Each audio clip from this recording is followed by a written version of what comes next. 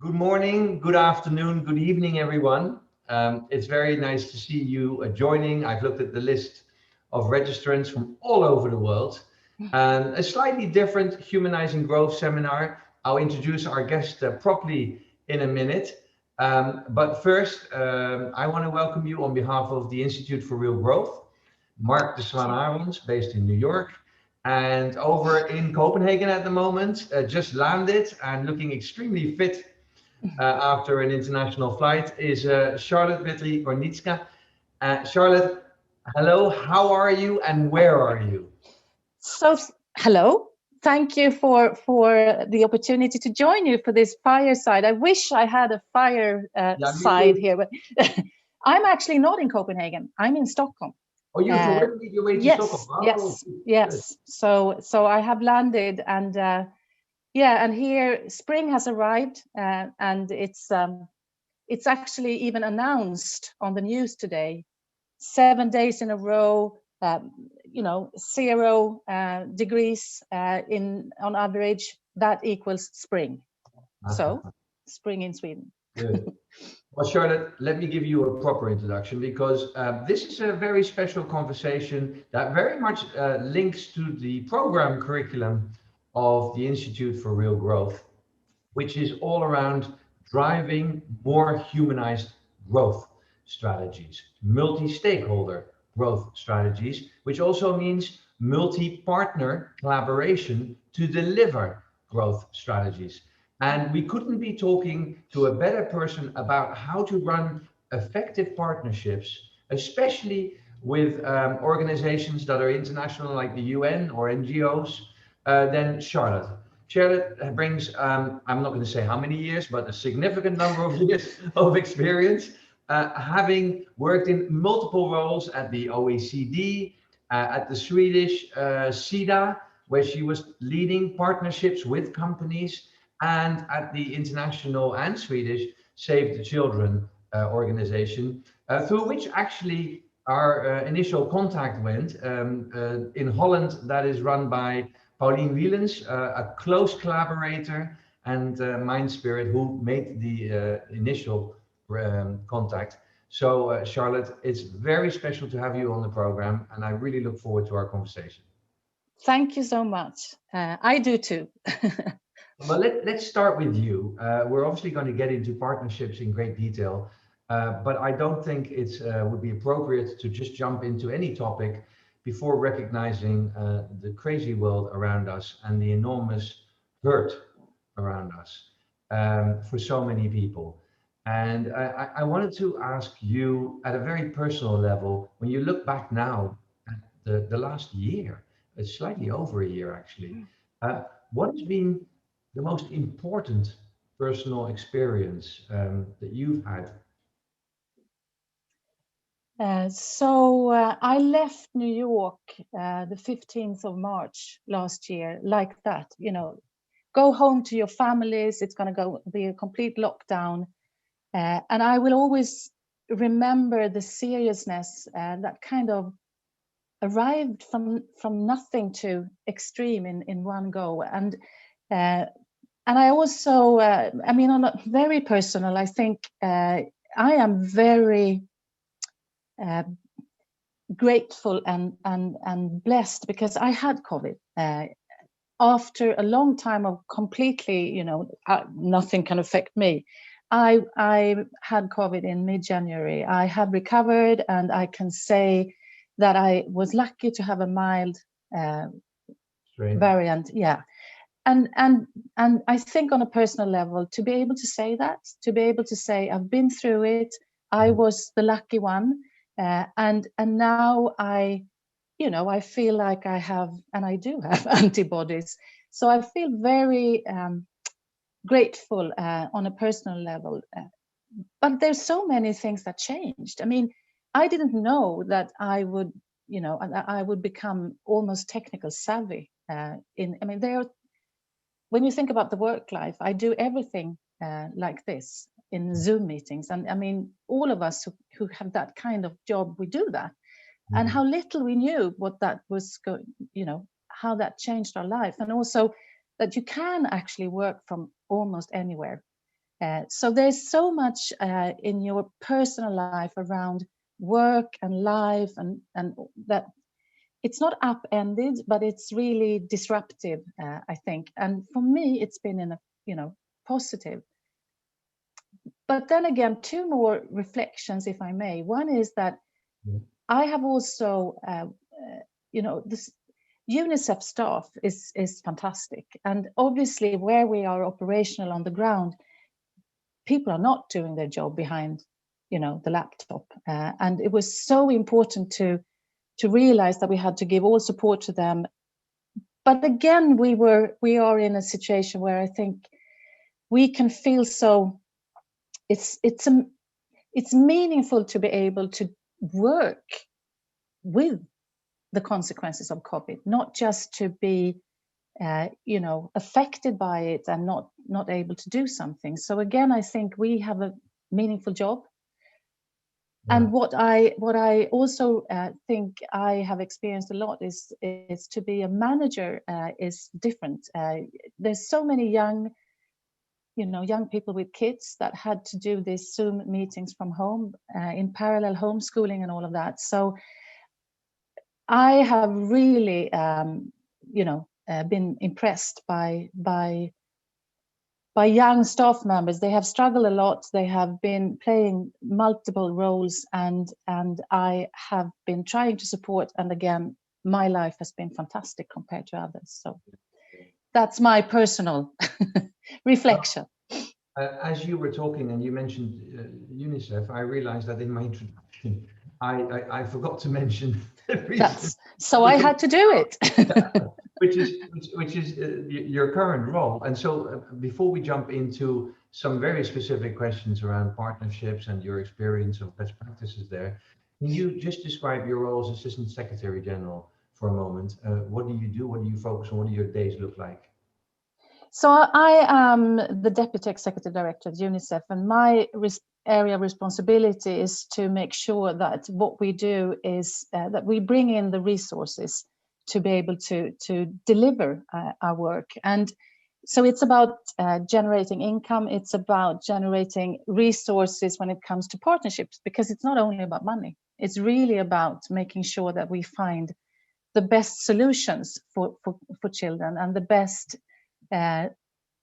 We need to influence politics and we need to influence behavior. So I work with the income, I work with advocacy and influence, and very much all the communication that UNICEF does. And all of this was seen before as an enabler to do the program work on the ground. Today, it's a little bit more the kind of strategy we need to work with to be able to deliver anything, because we cannot change the world for children in isolation. UNICEF cannot do it by themselves. So the way to change for the better for children is by working together with others. So my contribution is very much to bring in partnerships and make sure that we impact the lives of the many children by attracting others to work with us.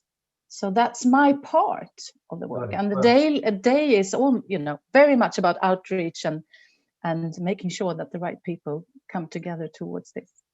So before I delve a little further and ask you to talk about how you do that and what your practice experiences are, we in our program structure a curriculum very much around the why, the what, and then the how of more humanized growth. The Real Growth Study very clearly identified that overperformers define their growth in more human terms, not just shareholder primacy, but really recognizing all stakeholders. And there's a significant part there around but what are we trying to do? What is our purpose? And that happens at two levels. And the leaders in our program really address that at two levels, at an organizational level, but also at a very personal level. Yeah. So I described your career path, but obviously I didn't describe your personal path. Would you mind sharing a little bit about your personal purpose, perhaps how you came to it and how it has guided your career choices? So I think it's fair to say that I did look back when I was halfway through my career, if you will, and I was thinking, is there a red thread here? Because I was one of the lucky ones that was open to opportunities. So I started off working with adult education, and honestly, before that, by education, I am a music teacher and a singer. And my first job was to help adults who never had dared to sing to actually sing, and the joy to see people grow. They had been told, we can't have you in the choir, just step aside. Those people kind of came to me, and I helped them to sing because it was their dream. And to see people fulfill their dreams like that was the first thing I did. And then I realized after a while that people's development is what's driving me. And on an individual level, like somebody who can suddenly sing, to what I do today, which is much more about big programs for systemic change for many children. But the red thread is absolutely to see people prosper and to see the kind of real development. And a turning point in my life where I really made a choice around this was I have now a grown-up son who's autistic. And when I realized what it takes to support a child with autism, even in Sweden, where children's rights are lived up to in comparison, I realized how privileged he was in our family, and I was both humble and very angry with the system, because I realized you just have to be born in a family with resources, even in my part of the world. That's when I started to say, my next job, I'm going to bring my business experience into the world of Save the Children, Red Cross, and all of that, because I really want to make sure that we work hard on human rights and child rights. And if I can bring professional skills into that field, that's what's driving me. That's my purpose, and yeah, it's guiding me still. And I imagine that makes you an important, better partner for the people that you then try and partner with, or that try and partner with you, the companies, because you're bringing those skills. I hope so, yes. So perhaps you can talk a little bit about that now. I mean, maybe first talk about what the organization is trying to do and how you think of partners in that context. My sense is that we're coming from a place where we needed extra money beyond funding, and that's what the companies perhaps supplemented. And now there's a really different way of thinking about partnerships. How do you at Unicef think about partners? Absolutely. And first of all, I mean, UNICEF is all about fulfilling the rights of every child in reality. And we are focusing on some SDGs, Sustainable Development Goals. So you see a lot of UNICEF when it comes to health, and right now vaccinations very much. We do water and sanitation, we do education, more and more so mental health. And I hope I can talk a little bit about that later on, because I really think that's an area where we need to partner.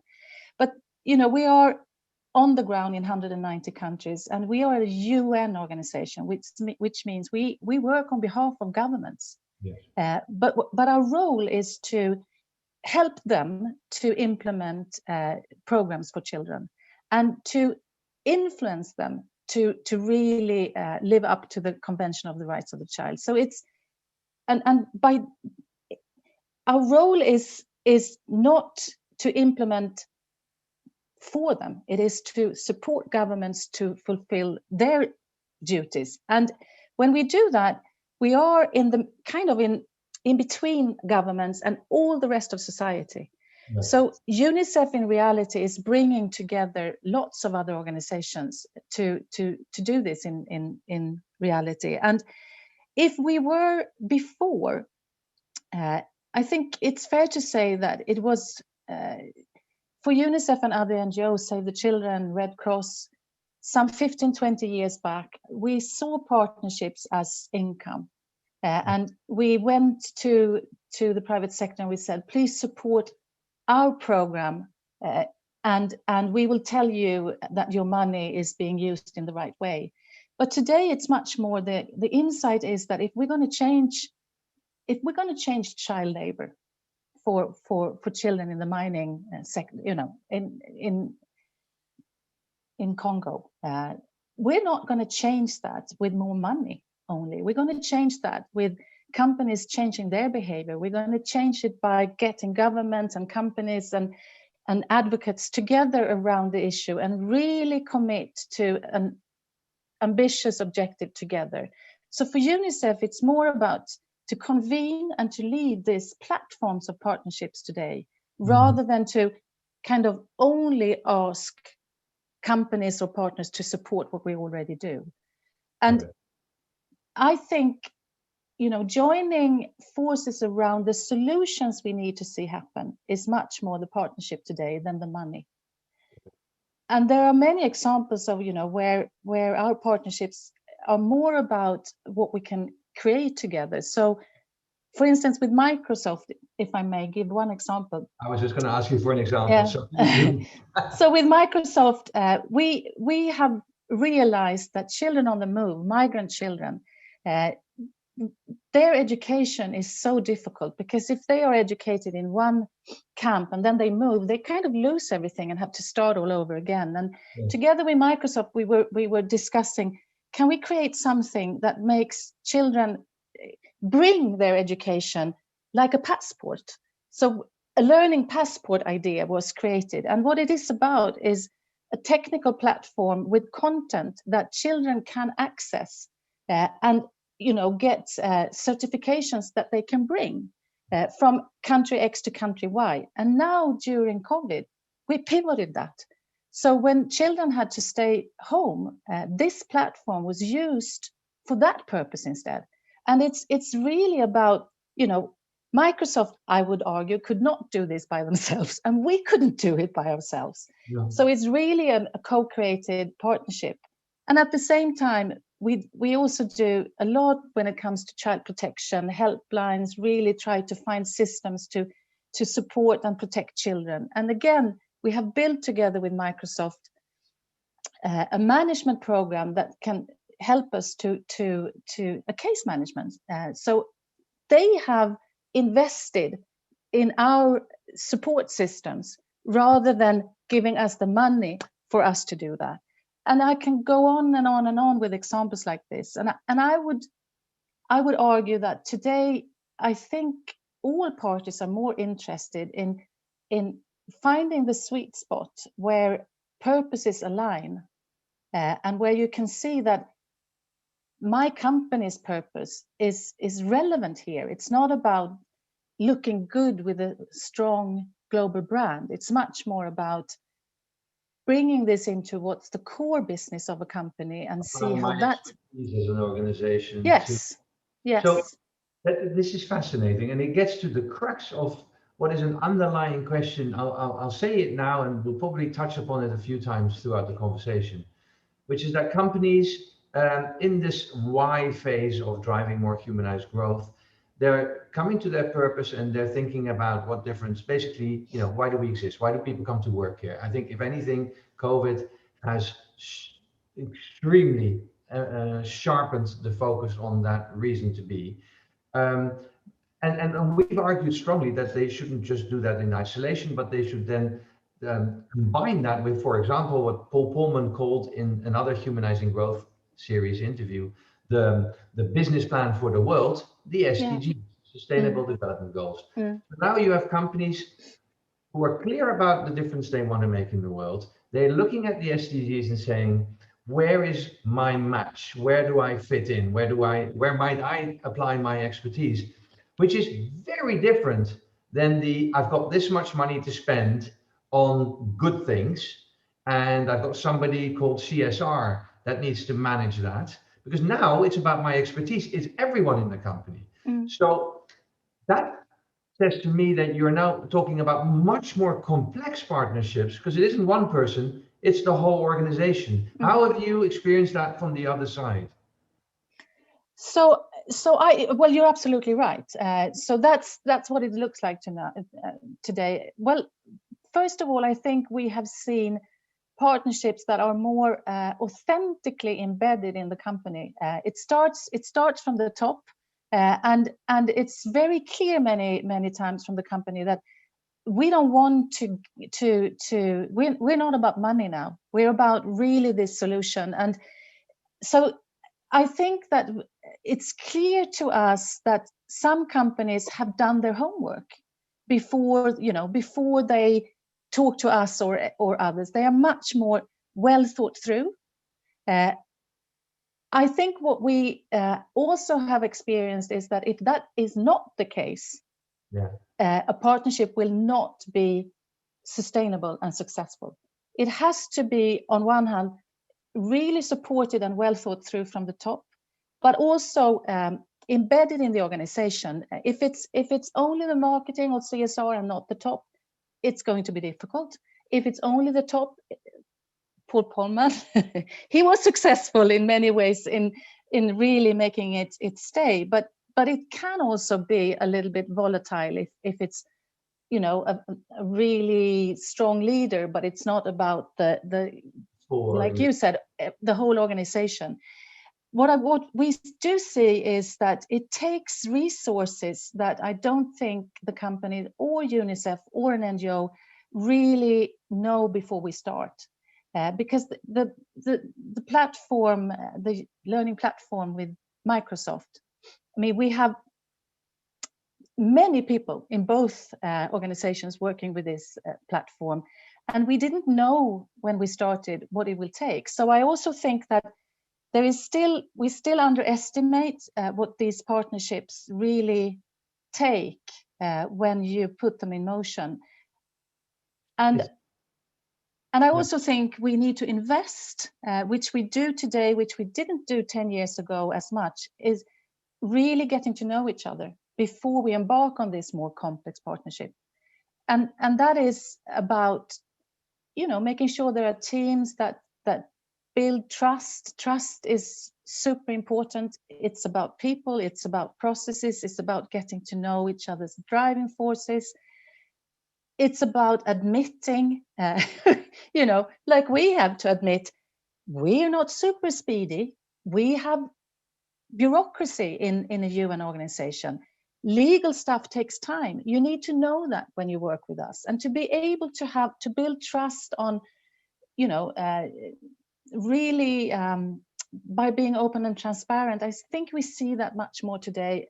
When it's underestimated or not invested in, we got a problem. So you're getting to the how to do this well. I want to go one step back, because you mentioned it, but I think the people listening and watching us talk would like to know more about it. You said some companies come with their homework done. Describe that to me, please. What have they done? What has the ideal partner done before they even walk through the door to sit down and talk to you? So I think that they have been, they have decided that they want to be in the SDG or in the CSR 2.0 space. They might have decided that because they believe it's the right thing to do, or they might have come to that conclusion because they know that the consumer and the young employees and others want to work with companies who can articulate their purpose. So they have started to articulate the purpose, and they might have come to the conclusion already that what we do, we're in a business which could really influence something like child labor, or our product can really be tailored in such a way that it will do good, and so on and so forth. Those who have really done their homework, they have also engaged in the Sustainable Development Goals agenda. And one company that I know a little bit more from of is IKEA. And they have even decided that they don't want to be a thought leader, they want to be an action leader. And they really articulated that, and they have decided to tap into three of the SDGs, and they really want to lead in the business sector. And one of the goals is gender, number 5. And what they have done is that they have decided to share their gender policies with other companies. So, the homework is purpose, translate them into action, see what kind of actions they can contribute and what partnerships they need or can contribute to. And I think that you see much more of that homework today. And versus a year ago, you mean? Yeah.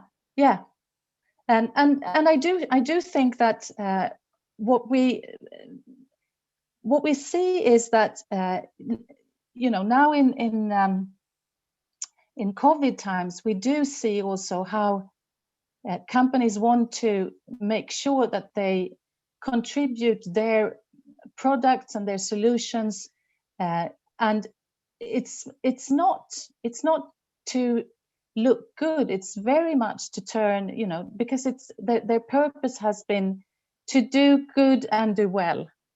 So it's much more embedded in the business, and I think that's, if I were, we just need to make sure that the purpose for all of this is embedded in the business as such, and not on the side. It's located. Chairman's wife's favorite charity, or chairman's husband's favorite charity, which means that when the chairman changes, the charity may change. Yeah, and that's what I mean. And that's not sustainable. And, real courageous companies, and some do this with lip service, and some do it really because they want to. They also want to have be challenged. They are not afraid of UNICEF or Save the Children or Amnesty or anybody else to come to their board meetings and kind of say, until you stop doing that, or unless you do this, but we can have.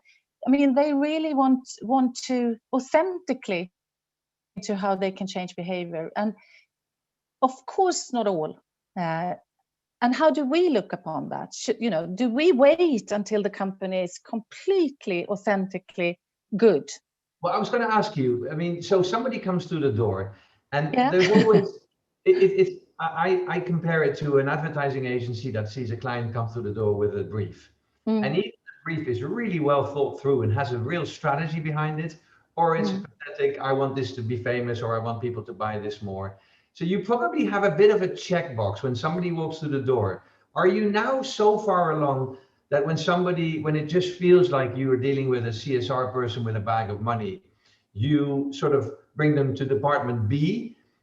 Or is it even, and you have a department A and a department B, or is it even that on those people, you push back because there's trouble down the line? How do you guys react when somebody walks through the door? And what is your acid test for sensing whether the company, whether they've got it together?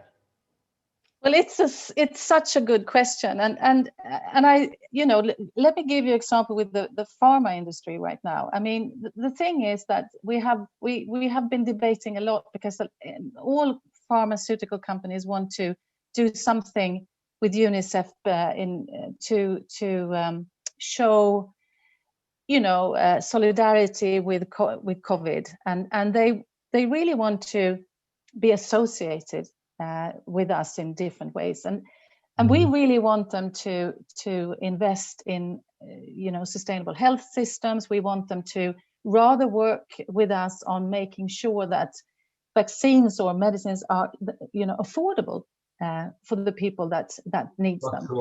Yeah. So when they bring the money, we rather say, well, the best money is if you lower the price, so that we can really get this to the many kids. And if you want to work with us, we don't want a one-off gift in kind. We rather see that you together with us make sure that the health services that has to work in a country for any of the vaccines to work long term, that you invest there. And these are tough discussions that we are having. And Sure. and you know, if we see that we get what I talked about earlier on, a partner ready to be challenged and ready to say, okay, I hear you. Maybe we should be, build a coalition around affordable prices, and maybe UNICEF and others can help us to do that. That's a good partner. Yeah. But if a partner says, well, you know what, I mean, we really need to get the feeling for, are they open to this more challenging questions? Yeah. But I also need to share with you that it's difficult to say no to money when money is a scarce resource. And if you were to think about that child somewhere who might be helped because we took that money. Yes, of course. So what we're trying to combine is to get a foot in the door where we believe that the door is, that we can push that. Then we accept money if we know that the door is open enough so we can take the tough discussions. This is not check, this is something that you need to build trust around. We have already checked a lot of boxes before we come to this, which industries we work with, and no alcohol, no arms, no this and that. But these are things that where you still need judgment and invest in. So on your side, I don't know how many people you have leading these conversations when a company comes in, but it has to be a whole team. I'm sure there's probably legacy people that are very good at accepting money and agreeing KPIs and communication parameters. And I'm sure that you have fewer people that are good at opening the door further in a non-threatening manner, getting beyond the original contact and helping the organization open up towards you. So you're probably balancing a portfolio of resources on your side also. Yeah, and the thing is, the people are there. It's just that this is not what we've done. We have much longer tradition. And when I say we, I mean NGOs. I mean, it's and UNICEF, who's very used to work with governments. It's different. So there's the tradition is not this. No. But obviously in a big organization, and this was the same in Save the Children, even in SIDA and in UNICEF, we need to discuss and debate internally. Because of course we have, short-term, long-term children's rights, how do we really operationalize them when we have these choices to make? So I think this is a very important shift in going by yourself, and you just accept that people support you, or going in partnerships and really make the judgment calls on complex partnerships where it's actually not about only bilateral partnerships. I mean, one partner in UNICEF. We're building platforms with many, and of course, the complexity increases with that, and we need to learn how to do this. Well, two thoughts there, Charlotte. The first, it's funny. Many years ago, I led the implementation of category management at Unilever, and there was a famous diamond diagram which was used to explain the difference between the old world and the new world. And so it was first an inverted diamond, where there was one contact at the retailer side and one contact, the account manager, on the Unilever side. And they had to negotiate everything, even if it was a supply chain question like, what size are the pallets? And the category management philosophy was to invert the diamonds so that suddenly there were 5 people talking to each other, if not 10. A supply chain person who was able to say, look, if you bring it to me on smaller pallets, then I can drop the price, or you can even increase the price because my margin will stay the same, and blah, blah, blah. Now, I imagine that that's true here. As your collaborations get more integrated, forget about multiple companies, just within one company, your Microsoft collaboration, but managing something like that, it's a significant program management, project management challenge. Yes, it is. Have you developed almost like a go-to either consultant or department so that when you feel that the project is going that direction, you say to your partner, because I'm trying to answer this from a CMO's perspective, a company's perspective, we know it's going to get difficult. Who do we need in the room to help this work? What are some best practices?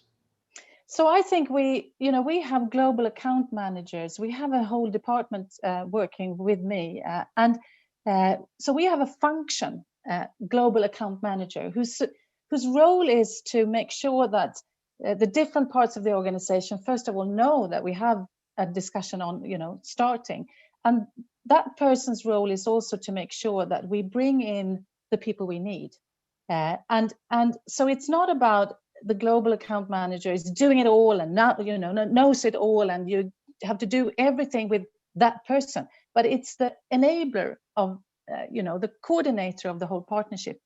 And I think we have many good examples today of a structured process around global account managers. But what we have learned is that we need to bring in our program people much earlier than what we used to do.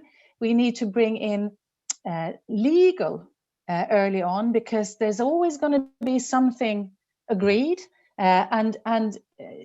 so the global account manager is really putting together the team with different functions early on in the process, and we have many good partnerships happening because of that system.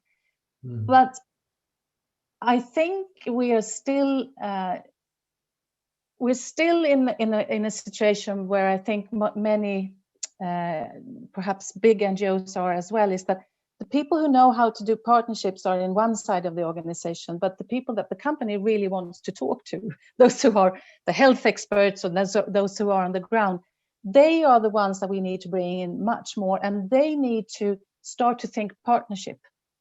So it's not my part of the organization that needs to do much more. It's the other, like in companies, we need to bring in the whole of Unicef into partnerships, not just the partnership division, and that's the journey.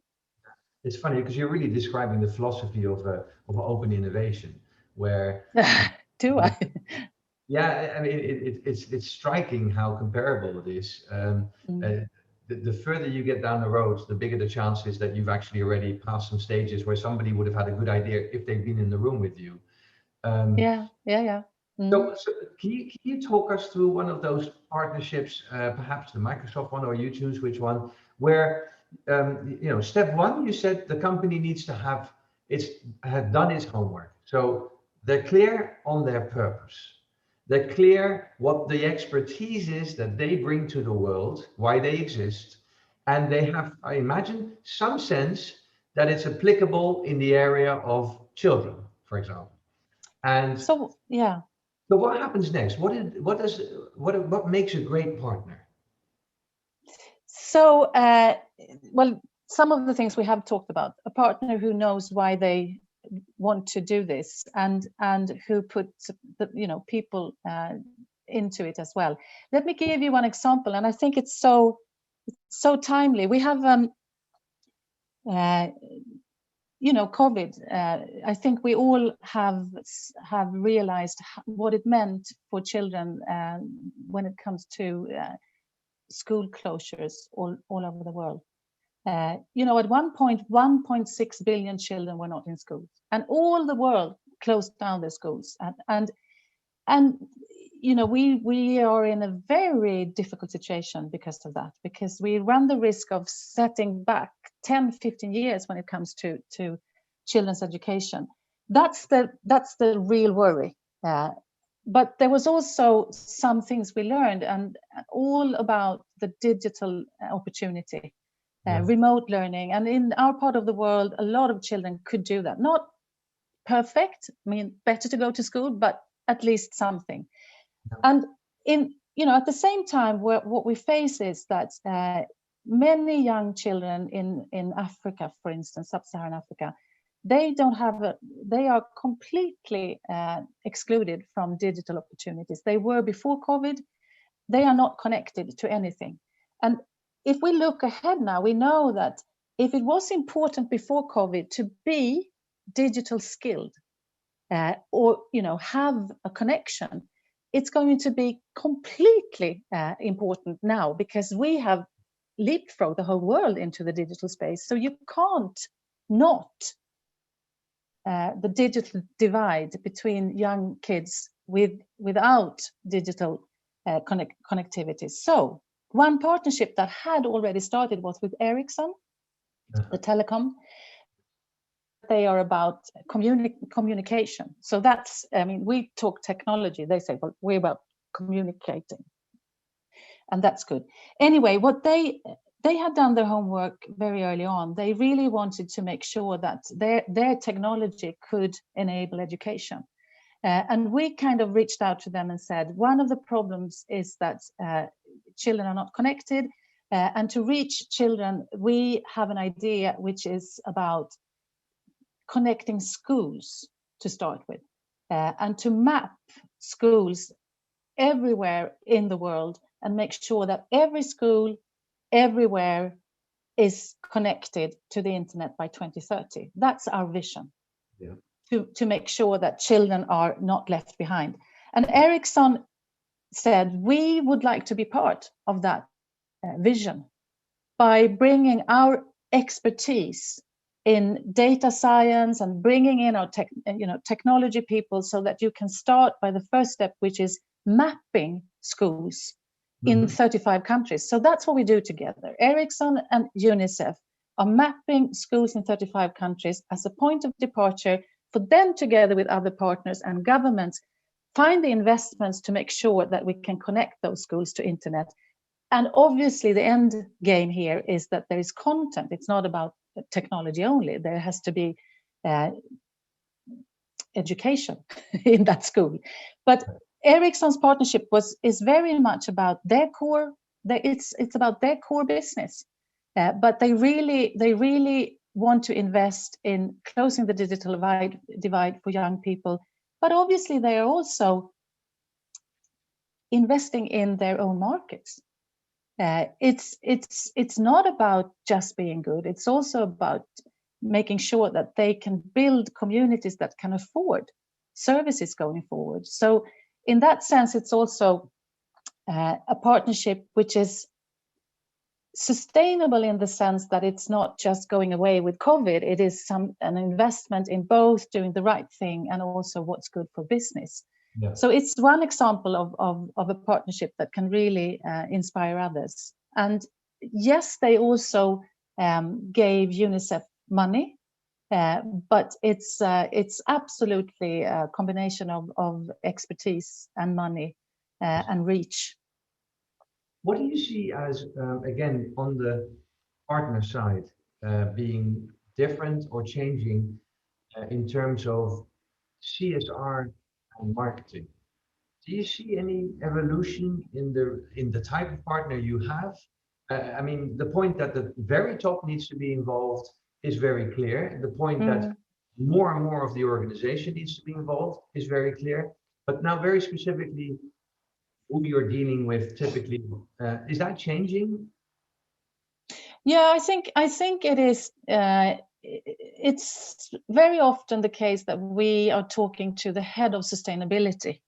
Yeah. In a company, and if you would say that that's CSR, then it's CSR. I would say it's more than that. Okay. I mean, it's broader. I think it's often a role where you might come closer to the management team and even the board. So more strategic than before, and I think that's it's very often our partner. It used to be the marketing side some 10-15 years ago, when it was more about brands and good association and supporting a good cause. CSR is very common still, but what I do see more and more of is that we are working directly with the business and with R&D. With the actual the engine of the company. Yes, I mean, so it's more the co-creation, the more creative part of companies as well. So it's more embedded in R&D and the business than it used to be.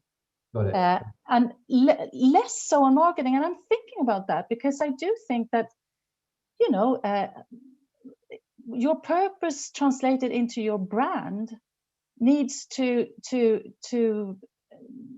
I mean, this has to be something where, well, I think that the marketing side of this could also be more involved and perhaps make sure that the brand is reflecting this journey of purpose and sustainability even more than it does, and maybe help, if you will, the CSR and the head of sustainability by actually entering into this space even more. You see, that's really interesting, because two thoughts come to mind there. The first is that sometimes what the marketing department does actually can lead to the desired effect, the purpose. I'm thinking of the Dove Real Beauty campaign, where at the time the brand said, look, we want to debunk the myth of real beauty, because what you're seeing in magazines, girls, is not real, it's photoshopped. And so they created programs for kids to do at school, and millions of people have gone through that. But then it's with UNICEF. Well, that's very good to hear. I didn't know that. Yes, it is. But they also realized, and I think that's the unlock here, is that their communication, which they spent billions on over the years, has a direct influence on the viewers and how they feel about themselves. And so the actual advertising became a vehicle, not just for talking about the purpose, but actually for achieving the purpose. So that's one aspect, but the other, that's really the craft of marketing and advertising. Yeah. But the other part is that often, and that's why I think it's so interesting, marketing is very involved with the rest of the top of the leadership to bring alive the purpose within the organization to everyone. So they partner with HR, they partner with other departments, for example, R&D, to try and develop innovation around the purpose. So they play an outsized role in helping the company be inspired about and actually collaborate with others around delivering the purpose. And that's why I was so interested in whether you saw involvement of marketing departments. Yeah, and I don't know if Alan Job talked about it when you had the fireside with him, but I think what they are trying to do is from the kind of very top Paul Polman purpose, and he really nailed that. Alan is talking about to really make that embedded in the different brands. So really make it, the whole of Unilever's portfolio of brands exactly like Dove has done and other brands, because that's the way to reach the many people and to make it sustainable and not go away with shareholders who want this or don't want this. So I think we start to see that. I mean, we have fantastic examples from before that I think never will be out of fashion. We have examples with Pampers, who really, through money, but through their communication, really supported the work we did in maternal health to save children's lives. We could actually count that their support in money and advertising led to 1 million of children surviving their first year because of that. And that was really a marketing exercise and communication. So it's not out of fashion, really. But I do think that, I think what both you and I are saying is that there are several, with the purpose articulated, there are several parts of the company that can translate that into action. So it's not only about marketing, it's not only about technologies, it's much more, horizontal in a company. So I want to end by getting very practical. Let me start with you, and then ask you to give advice to the viewers. If you're reflecting on many years of partnerships, what's the biggest lesson learned for you? What do you wish you'd known 20 years ago? 3 things. I really think I have learned that you need to know the different missions, what's driving UNICEF, what's driving Ericsson, or what's driving, because if you if you know that from the start, you will manage expectations. In that bucket, it's also about languages. We still speak different languages, and maybe that's part of the beauty. We are not the same. That's why we need to partner. But there are misunderstandings in language and in processes and procedures. So driving force is language, and understand each other's way of doing business is one. Linked to that is that takes perhaps a little time. Spend that time together before you jump, because that will also build trust. Yeah. And it's going to go bad. I mean, something's going to happen, a reputational thing, but it's something. And if you have the trust, you will manage that. If you don't, you will get scared and burrow. So super important. And then don't underestimate. It's labor intensive.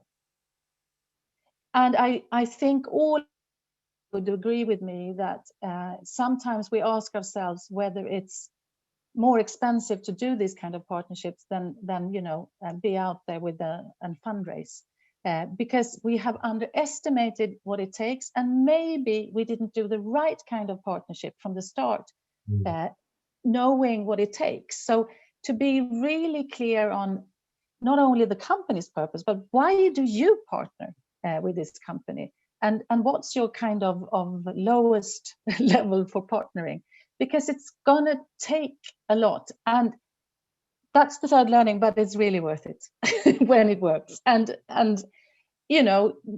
aiming the fourth, aim high together, because if we have, I mean, make no mistake, if Microsoft and Unicef, or Unilever and Unicef, these big brands, we cannot go small. I mean, if we want to change the world according to the SDGs, we need to aim high, and we need to put the bar high and make sure we bring in other partners. So don't do pilots. There are a lot of pilots out there if you are big. So high level of ambition.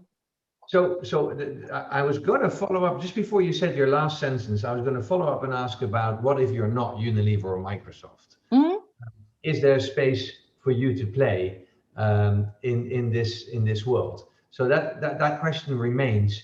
But then you threw in the last sentence, which was, don't do pilots. And we actually we very actively engage and propagate the design thinking methodology of doing pilots and improving. So what did you mean by that? So I'll tell you. So when I talk about global brands like Unicef and Unilever, I say don't do pilots when you have the size that you can actually scale pilots. Build on, help others, build on what others do, and learn from that and go to scale. Because but not everybody. But UNICEF is in 190 countries, so we're not global every day. We're also very local. Yeah. And that's where we need to think the opposite way. How can we support small businesses and pilots and innovation and creativity? So there are different contexts. But when we talk, when I talk to my equivalent in a global brand, we should not start unless we have identified something that not has happened yet. We of course, I think you need to kind of decide the context in which you work, and if you have global brands should build on what's out there and initiate change at scale. So it's very clear what you're charging the global brands to do. It's so funny because I was asking the question because I was thinking of Kirsten Williams, who has actually just chimed in the chat as well. So what if you're not that big? Is there a space at the table at an organization like UNICEF, or should they actually be trying to stick with smaller organizations? Well, both, I think. I mean, UNICEF is bringing together other organizations as well. So, but absolutely yes, and that's we are trying to get in countries where we operate. We're really trying to support and work with smaller companies. We have many examples of that.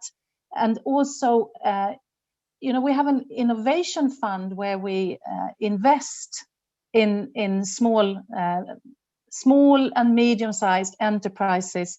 So I think it's really worth it. But I do think also that when we when we convene actions in a country around health and education, that we also bring other civil society organizations to the table. So part of our role is also to inspire partnerships with others, where we don't have necessarily to be the one who is implementing or the recipient of the money, but we bring partners together. And one of the initiatives where we're trying to really work to get young people skilled for a labor market and not skilled for something that the labor market doesn't need. It's called Generation Unlimited. It's a big initiative, but it really boils down to small partners or smaller companies coming together with UNICEF in more local contexts. So both, yes. Understood. Well, Charlotte, before I thank you for this, you see in the chat there's already quite a lot of people there, typical participants with lots of energy that are running. In fact, some of them are what we call golden ticket participants in the IRG program because they run NGOs themselves. Others are CMOs in organizations that actively partner. If I had to summarize what you said in the last few minutes, I would say it is do your homework, because you need to start to learn the language. You need to know what you stand for. You need to know what the other organizations stand for.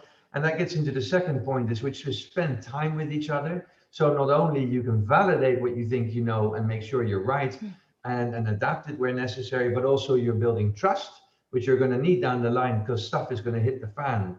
And that's when the trust suddenly becomes very important. And then don't underestimate how important how labor intensive, I think is the word you said, this is. Clear steps that every marketer listening to this organization, every growth partner in organizations listening to this webinar event can apply. If they want to reach out, Charlotte, may we connect them to you and your team after this talk? Yes, of course. And a question, Jean-Paul. We have UNICEF's organizations in 190 countries. There's a UNICEF in Sweden, a UNICEF in UK. Please just call them because they do a lot of partnerships with what we can call smaller organizations than what I refer to. So yes, please do. And it's very easy to find on our website. And of course, we really want to partner. So yes is the answer. Well, Charlotte, I can't begin to thank you on behalf of all the leaders listening in. The great thing about this is we always have 100 or a few hundred people listening in, and then actually over time, when people realize this recording is here, whether it's in podcast or webinar, the numbers really start to accumulate. I want to thank you enormously, especially after travel. I want to thank all the viewers for being here, and I want to invite everyone to another exciting talk 2 weeks from now with Deepak Chopra, which we pre-recorded because he's on the West Coast, and he said, I'm not doing it at 5 a.m. and I understand that. So I know what we discussed, and I think it's going to be very interesting to all leaders. Thank you, everyone. Good morning, good afternoon, and good night. And Charlotte, a big thank you, especially to you. Bye-bye. Thank you. Thank you for the opportunity.